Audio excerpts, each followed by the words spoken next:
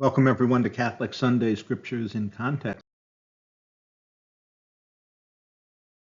It's the ministry of the Augustinian Order, as well as both St. Paul and St. Augustine parishes here in the city of Philadelphia.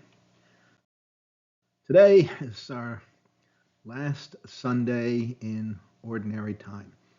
We begin Advent next week. And today our Gospel comes from John. As most of year B has been Mark's Gospel, but if you remember during the summer there was a little series of 6 Gospels from John, and today we conclude with John, and it's the feast of Christ the King.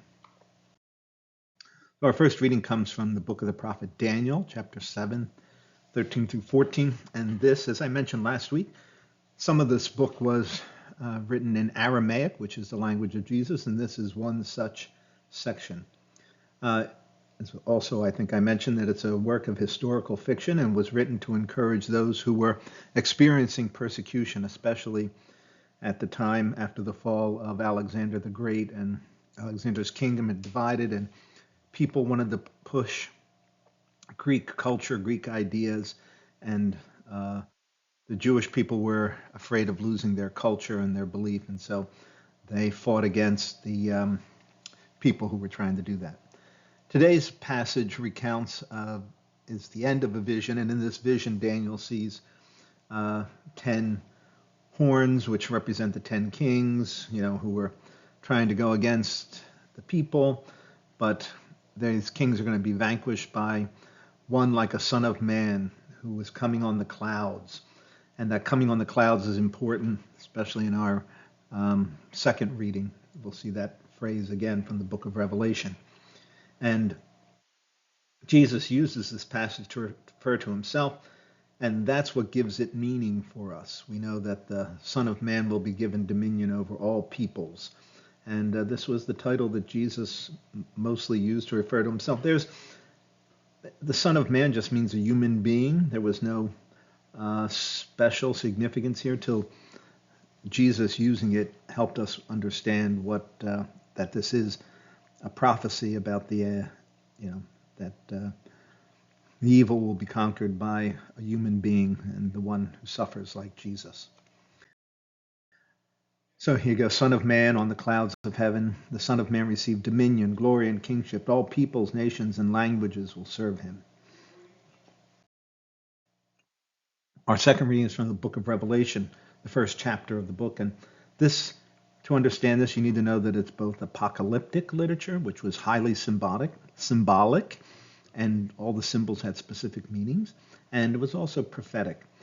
This writing itself is addressed to the 7 churches in Asia. 7 was a number that meant perfection, so that means to all the churches, because there were many more than 7 churches in Asia Minor. So this message is addressed to all Christians. And it too was written at a time of persecution and to encourage those who are suffering. And the author says that since Jesus freed us from our sins, we owe him loyalty. He is the Alpha and the Omega. He was before the Romans came along. He'll be there afterwards. And if we remain faithful and the people that follow us remain faithful, we will receive the reward.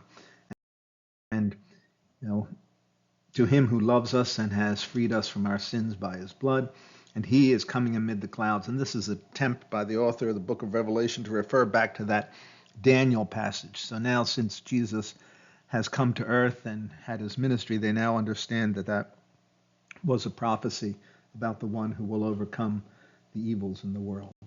And you see that last phrase there, I am the Alpha and the Omega. And lastly, our gospel is from John chapter 18. And Jesus is brought before Pilate because the leaders of the Jewish people want him crucified. Because there is that passage from, I believe, the book of Deuteronomy, the shame of the one who hangs on a cross. And they wanted to make sure that he was as humiliated and eliminated as much as possible. I mean, they could have stoned him, but this kind of killing required that the Romans do it. And in the dialogue that's going back between Pilate and Jesus, they are using the word kingdom, but they understand different things by it. Pilate thinks of it as a Roman Empire kind of kingdom. But Jesus is talking about the gathering of peoples together. And for Jesus, the kingdom is to belong to the kingdom, you need to speak and live the truth. And that's what this reading is all about, that if we want to be part of the kingdom, we must speak the truth and live the truth at all times. My kingdom does not belong to this world. For this I was born, and for this I came into the world, to testify to the truth. Everyone who belongs to the truth listens to my voice. Please pray for peace, and if you think this is important or valuable to someone, please pass it on. Thank you very much.